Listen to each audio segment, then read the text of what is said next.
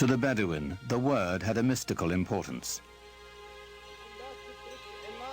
Poets linked the tribe to its ancestors and celebrated values older than memory. Poetry was the sinew that bound the Bedouin together, celebrating their victories, lamenting their defeats. The poems themselves, like the poems of Homer, both celebrate this great heroic ethos and yet intimate in the deepest way the tragedy that this ethos of constant tribal warfare brings to people. Warfare and conflict were the grim realities of a dangerous time. Muhammad's uncle taught him the skills he'd need to survive in a world where even a prophet would wield a bow and arrow.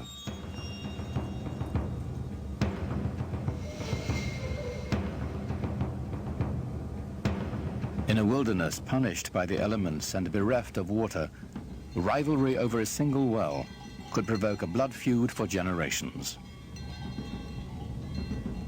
A real rivalry, real battles, and sometimes quite bloody.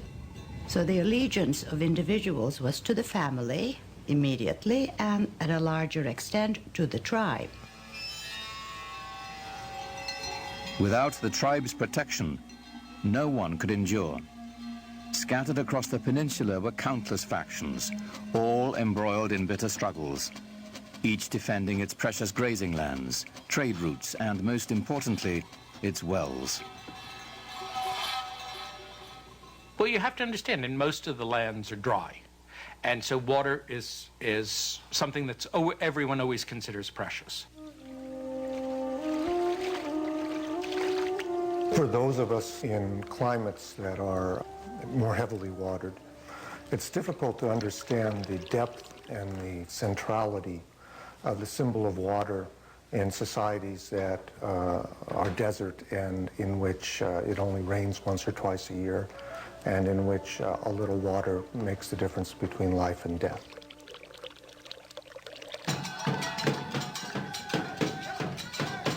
Each clan had its own separate gods and totems, to water and wind, fire and night. They were kept in the caravan town of Mecca, in a shrine of wood, stone, and cloth. It was called the Kaaba, the Arabic word for cube. Pre-Islamic Arabs worshipped a number of spirits, and they were generally nature-oriented spirits, sometimes associated with natural features like trees or rocks or springs. And the Kaaba in Mecca was one of a number of these sanctuaries centered around a particular cluster of deities. It was said the Hebrew patriarch Abraham himself built the Kaaba centuries before, and that a sacred black stone it held within had fallen from the sky. In these turbulent times, the Kaaba provided a rare place of peace. Only here would the Bedouins submit to a temporary truce before returning to their conflicts of the open sands.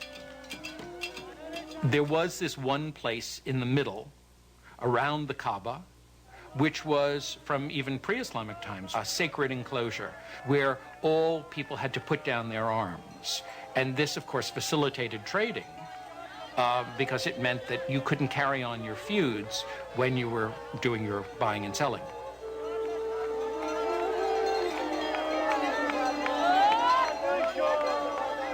Here were found Arabian incense, exotic perfumes and Indian spices, Chinese silks and Egyptian linens. But perhaps the greatest treasure to be found at Mecca was the rich mixture of cultures.